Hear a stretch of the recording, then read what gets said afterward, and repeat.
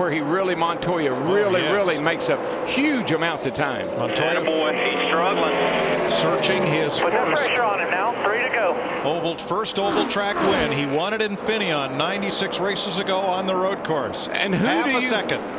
And the 99 has turned over Brad Keselowski. And we have a caution. My goodness. I don't know if I'm okay. Keselowski was on track for a 6th place finish. Boy, we're told there was contact between Edwards and Keselowski. And have we seen that somewhere once before? Talladega last year and early in this race at lap 41. A little crossover move here by Carl. Clean here, clean here. Just slight contact. Look at that thing go.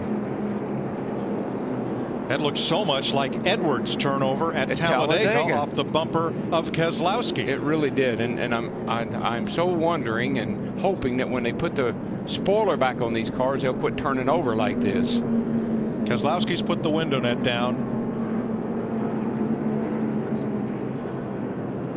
The roof flaps deployed, but it did not sit that car back down. I'm like you, Darrell. I'm going to be so glad to see that rear spoiler back on these cars. I think that's it's got to be something to that. That car took a hard hit in the left A pillar, the windshield post, right in front of the driver. You just see how that wing sticks out so far out the back of the car, behind the car. It almost looks, if it'll create downforce with the car going forward, it's got to create a pocket of air behind it when it gets around backwards. Guys, you saw it right there. Those white gloves, they made a turn to the right. Brad Keselowski has climbed out of his Penske Dodge.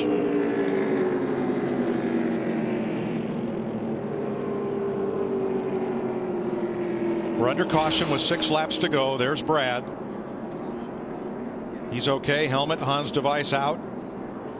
He wasn't sure. The best thing is he's walking away. What a shame. A fine ride undone. Little limp to his step. Yeah, he's dazed, man. I mean, like he said, I don't know if I'm all right or not. He's moving okay. That looks a little better. Yeah, much better. Favoring that left foot. A hop in his step.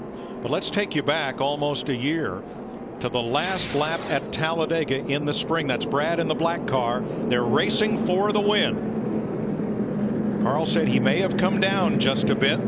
Brad held his line to keep from going over the yellow line. Ryan Newman gets wrecked, and Edwards flies into the fence.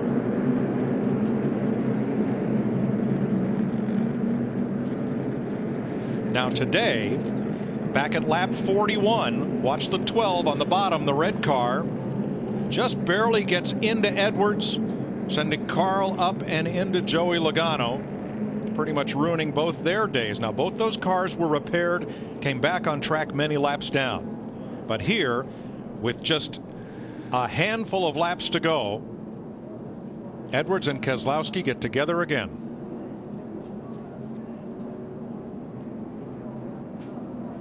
All the flaps came open. The cow flaps came open below the windshield. The roof flaps came open.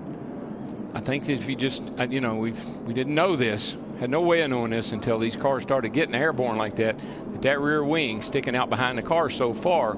I know they say they tested it and they can't really verify that, but it sure looks that way. But Terrell, I got to ask you, Carl Edwards is 156 laps down. What's going on here? That was not necessary. Very unnecessary. The won't know how that would have played out because we'll have a restart here. Let's take this back a lap prior to when they crashed. See them here. This is coming off of turn 4. Whoa. He was trying hard right there. I think he was going to give him a little tap right there. Missed him. And then the next time around, this happens.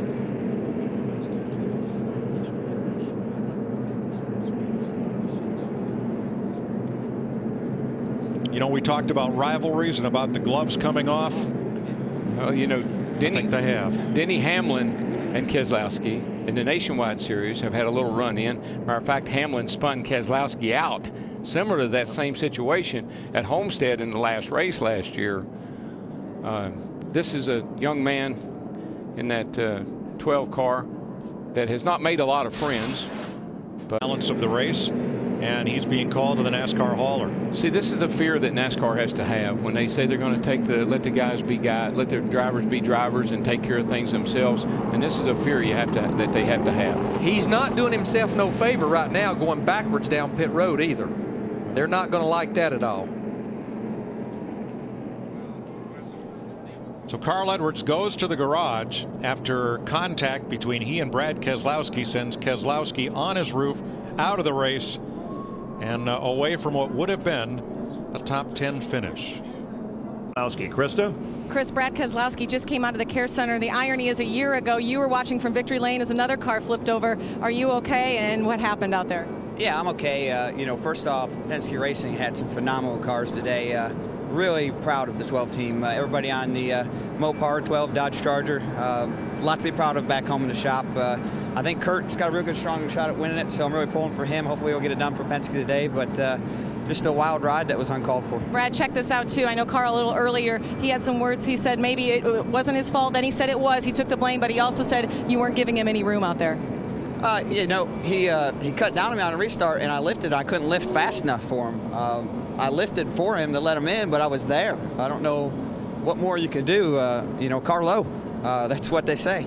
So I was underneath him, tried to cut him a break. It was too late, though. He turned down. So I apologized to him, but there's nothing I could do in that situation. And to come back and just intentionally wreck someone, that's not cool. I mean, it could have killed somebody in the grandstands. And I know that it's a little ironic that it's got me saying that, but at least I didn't do it intentionally when it happened. So it'll be interesting to see how NASCAR reacts to it. They have the ball. They're going to allow people to intentionally wreck each other at tracks this fast. We will hurt someone either in the cars or in the grandstand. So it's not cool to intentionally wreck somebody at 195 mile an hour. Thanks, Brad. We're glad you're not hurt. Dick Berggren? With Carl Edwards. Well, Brad knows the deal between him and I, and the scary part was that his car went airborne, which was not at all what I expected. And at the end of the day, we come out here to race, and people got to have respect for one another, and I have a lot of respect for people's safety, and I wish that wouldn't have gone like it did, but I'm glad he's okay, and we'll just go on and race some more, and maybe him and I won't have any more incidents together. That'd be the best thing. Okay, thank you.